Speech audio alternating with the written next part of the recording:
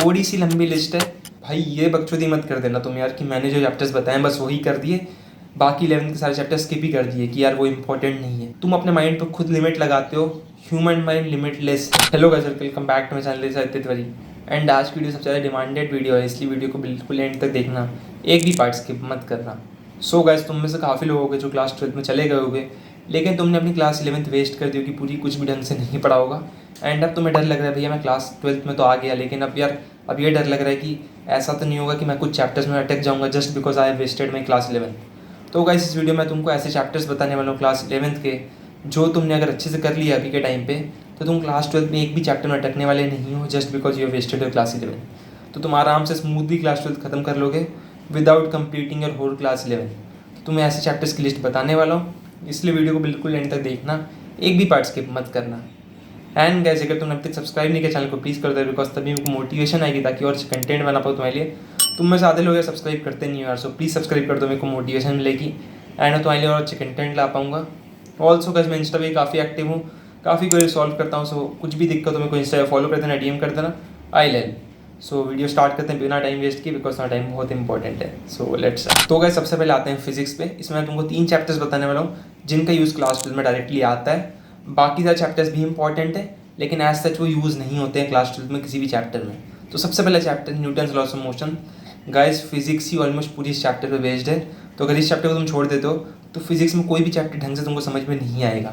इसलिए ये चैप्टर करना बहुत इंपॉर्टेंट है। फोर्स वगैरह के जो लॉज हैं, न्यूटन्स लॉस ऑफ मोशंस हैं, वो करना बहुत इंपॉर्टेंट है। तुमको उसके बिना कुछ भी समझ में नहीं आने वाला, इसलिए न्यूटन्स लॉस ऑफ मोशन तुमको बिल्कुल करना है। सेकंड चैप्टर है guys, work by energy.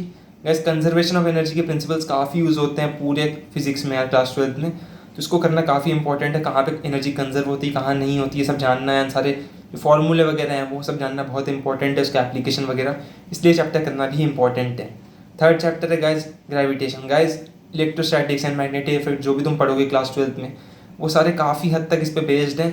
Electrostatics तो काफ़ी सिमिलर है यार इस चैप्टर के, तो इसलिए यार ये करना इंपॉर्टेंट है। इसको कर लिया तो इलेक्ट्रोस्टैटिक्स मान लो पूरा ऑलमोस्ट हो गया, बस थोड़े बहुत ऊपर नीचे रहता है। एंड वो अगर तुम ग्रेविटेशन कर लोगे तुमको आराम से चमक जाएगा, कुछ दिक्कत भी नहीं होगी, इसलिए ग्रेविटेशन करना भी इंपॉर्टेंट है। तो ये 3 चैप्टर्स ही हैं जिन पे ऑलमोस्ट बस क्लास 12 बेस्ड है, जो यूज़ होते हैं क्लास 12 के चैप्टर्स में। बाकी चैप्टर्स भी ऑलमोस्ट इंपॉर्टेंट हैं, लेकिन उनका एज सच कोई डायरेक्ट एप्लीकेशन नहीं है, तो उनको ऐसा करना ज़रूरी नहीं है क्लास 12 के चैप्टर स्टार्ट करने से पहले। सो कैसे बात है केमिस्ट्री में। इस केमिस्ट्री में थोड़ी सी लंबी लिस्ट है। सबसे पहले फिजिकल पे आते हैं गाइस। तो गाइस, फिजिकल में तुमको सबसे पहले जो इंपॉर्टेंट चैप्टर्स हैं वो है मोल कॉन्सेप्ट्स एंड इक्विलिब्रियम। गाइस, ये दोनों चैप्टर्स काफ़ी इंपॉर्टेंट है, इसके बिना फिजिकल केमिस्ट्री समझ में ही नहीं आएगी। इलेक्ट्रोकेमिस्ट्री जो तुम पढ़ोगे क्लास 12 में, पूरा का पूरा इक्विलिब्रियम पे बेस्ड है, केमिकल एंड आयनिक इक्विलिब्रियम पे। तो गाइस, ये दोनों करना इंपॉर्टेंट है। ऑल्सो मोल कॉन्सेप्ट बहुत इंपॉर्टेंट है गाइस। अगर तुम बेसिक्स ही नहीं जानोगे फिजिकल केमिस्ट्री का, तो आगे जाके कुछ भी कैलकुलेशन वगैरह होगी, कुछ भी जो बेसिक स्टोइशियोमेट्री के क्वेश्चंस वगैरह होंगे, कुछ भी नहीं बनेंगे, तो इसलिए मोल कॉन्सेप्ट करना भी इंपॉर्टेंट है। ये दोनों चैप्टर्स ही इंपॉर्टेंट है फिजिकल केमिस्ट्री में। सो गाइस, अब आते हैं इनऑर्गेनिक केमिस्ट्री पे। गाइस, इनऑर्गेनिक केमिस्ट्री में chemical bonding and periodic table काफ़ी हद तक इंपॉर्टेंट है। केमिकल बॉन्डिंग तो सबसे ज़्यादा इंपॉर्टेंट चैप्टर है गाइस इनऑर्गेनिक का 11th में। पीरियोडिक टेबल में तुमको बेसिक्स आना चाहिए, मतलब ट्रेंड्स वगैरह पता रहना चाहिए, ऑर्डर वगैरह किस ऑर्डर में एलिमेंट्स वगैरह आते हैं किस चीज़ में, वो सारी चीज़ें पता रहनी चाहिए। बेसिक मतलब बेसिक लेवल की नॉलेज भी रहेगी ना तो काम चल जाए। लेकिन केमिकल बॉन्डिंग बहुत इंपॉर्टेंट है, उसको एकदम अच्छे से करना है तुमको। तो इनऑर्गेनिक में यही दोनों चैप्टर्स इंपॉर्टेंट है, chemical bonding and periodic table.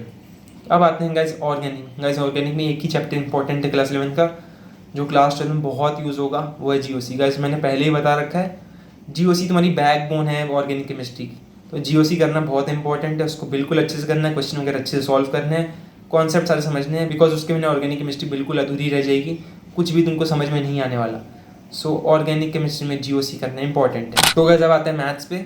Guys देखो, मैथ्स ऐसा टाइप का सब्जेक्ट है ना जिसमें यार ऐसा नहीं होगा कि यार तुमने अगर कोई टॉपिक पढ़ नहीं रखा तो तुमको बाद में पढ़ने में समझ में नहीं आएगा, वैसा नहीं है। थोड़े बहुत इंडिपेंडेंट टाइप के टॉपिक्स हैं मैथ्स में, इसलिए सारे चैप्टर्स इंपॉर्टेंट बिल्कुल नहीं है। इसमें 2 चैप्टर्स ही हैं जो तुमको करना इंपॉर्टेंट है। सबसे पहले आ जाता है ट्रिग्नोमेट्री। वैसे को ट्रिग्नोमेट्री थोड़ा सा यार बेसिक लेवल पे अंडरस्टैंडिंग होनी चाहिए तुमको, मतलब इनइक्वालिटीज़ वगैरह फॉर्मूलेज वगैरह आते हैं ना तो काम हो जाएगा, उतनी ही ज़रूरत आती है क्लास 12 में। एंड तुम्हारा सेकंड चैप्टर है conic sections. Guys, conic sections I must say बहुत इंपॉर्टेंट चैप्टर है। कोनिक सेक्शंस यार बहुत यूज़ आता है वेक्टर्स 3D वगैरह में, एंड वेक्टर्स 3D में तुमको पहले ही बता रखे हैं, बहुत इंपॉर्टेंट चैप्टर है both from the perspective of JEE Mains and JEE Advanced. मतलब बहुत हाई वेटेज चैप्टर्स हैं वो जी मेंस जी एडवांस दोनों के लिए, वेक्टर्स एंड 3D ज्योमेट्री। तो यार इसलिए तुमको कॉनिक सेक्शंस करना इंपॉर्टेंट है। उसके बिना वेक्टर्स एंड 3D में तुम बहुत अटकोगे एंड समझ में नहीं आएगा। सो कॉनिक सेक्शंस एक चैप्टर जो अच्छे से करना इंपॉर्टेंट है। ट्रिग्नोमेट्री में बेसिक लेवल की अंडरस्टैंडिंग होने से भी काम चल जाएगा। एंड बाकी जो भी चैप्टर्स क्लास 11 के वो एज सच रिलेटेड नहीं है क्लास 12 के टॉपिक से, तो उनको करना बहुत ज़रूरी नहीं है क्लास 12 के चैप्टर्स करने से पहले। वो इंडिपेंडेंट टॉपिक्स हैं, तो उनको अलग से करने से भी काम चल जाएगा। सो बस यही चैप्टर्स है जो उनको करने ज़रूरी है क्लास 12 के टॉपिक्स करने से पहले। और हाँ भाई, ये बकचोदी मत कर देना तुम यार कि मैंने जो चैप्टर्स बताएं बस वही कर दिए, बाकी 11 के सारे चैप्टर्स स्किप ही कर दिए कि यार वो इंपॉर्टेंट नहीं है। मैंने ऐसा बिल्कुल भी नहीं कहा कि वो सारे चैप्टर्स इंपॉर्टेंट नहीं है। सारे चैप्टर्स इंपॉर्टेंट हैं, बस बात ये है कि ये सारे चैप्टर्स जो हैं ये क्लास 12 के टॉपिक्स करने से पहले तुमको कर लेने हैं, ताकि तुम क्लास 12 के किसी भी टॉपिक में अटको नहीं तो यार दिक्कत होगी तुमको क्लास 12 पढ़ने में, तुमको कुछ भी टॉपिक समझ में नहीं आएगा। तो इसलिए ये सारे चैप्टर्स प्री रिक्विजिट हैं, तुमको क्लास 12 के टॉपिक्स करने से पहले ये चैप्टर्स पढ़ने हैं। बाकी सारे चैप्टर्स इंपॉर्टेंट हैं, इनको साइड बाय साइड तुमको क्लास 12 के साथ साथ पढ़ना है, जैसे मैंने तुमको ऑलरेडी पहले बता रखा है स्ट्रैटेजी वीडियोज़ में। क्योंकि यार कुछ लोग ऐसा करेंगे कि यार वो बस ये चैप्टर्स पढ़ के चले जाएंगे जो मैंने 8-10 चैप्टर्स तुमको बताए, बाकी सारे चैप्टर्स वो छोड़ देंगे कि भैया ने इतने चैप्टर्स ही बताए थे यार ये करने हैं, बाकी चैप्टर्स इंपॉर्टेंट नहीं है। ये बकचोदी बिल्कुल नहीं करनी है गाइस, बहुत दिक्कत होगी तुमको। इंपॉर्टेंट सारे चैप्टर्स हैं अगर तुमको अच्छा स्कोर करना है जेईई में से एडवांस दोनों में। सो गाइस, अगर तुम्हें कभी भी ऐसा लगे कि यार मेरे से और नहीं हो रहा है, मैं इतना और नहीं कर पाऊंगा, नहीं कर पाऊंगी, देन एक चीज़ सोच लेना यार, तुम अपने माइंड पर खुद लिमिट लगाते हो। ह्यूमन माइंड लिमिटलेस है। तो यार अगर तुम ये समझ जाओगे कि मुझे बस अपना काम करते रहना है, मेहनत करते रहना है, देन यार तुम लिमिटलेस हो, तुम दुनिया में कुछ भी काम कर सकते हो। जेईई तो बहुत छोटी सी चीज़ है। तो यार अपने भरोसा रखना है, अपनी मेहनत पर भरोसा रखना है, एंड तुम दुनिया में कुछ भी कर सकते हो, trust me.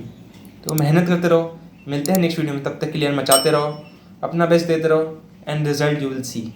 All the best.